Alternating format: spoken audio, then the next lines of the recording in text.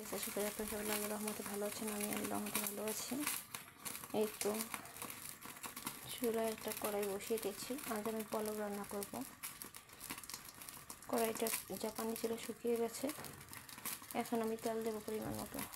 তেল দিয়ে দিয়েছি পরিমাণ মতো। তারপর পেঁয়াজ দিয়ে দিয়েছি চুলায়।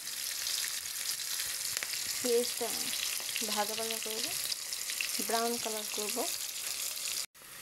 হালকা ব্রাউন কালার হয়ে আসতেছে।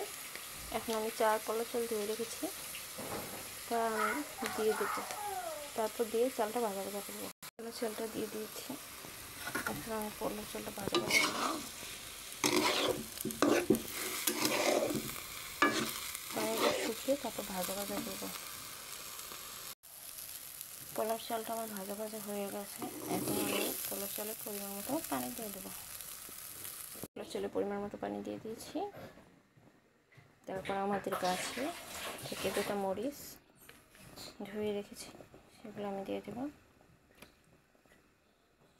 বেশি মরিচ দিইনি, কারণ ছোটো বাচ্চা খাবে তো।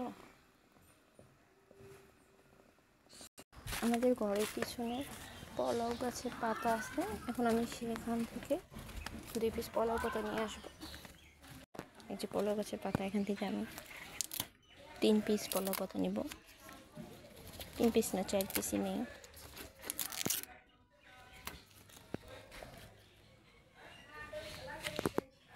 পোলাও পাতাগুলো আমি ধুয়ে কয়েকটা করে এখন আমি পোলাও দিকে ছেড়ে দেবো। এগুলো আসলে পোলাওতে দিলে কি আলাদা একটা ঘ্রাণ আসে।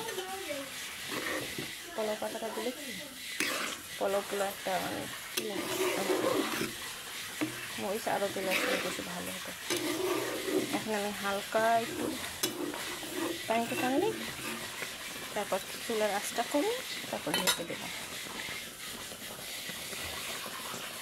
এই তো আমার পোলাও রান্না করা কমপ্লিট।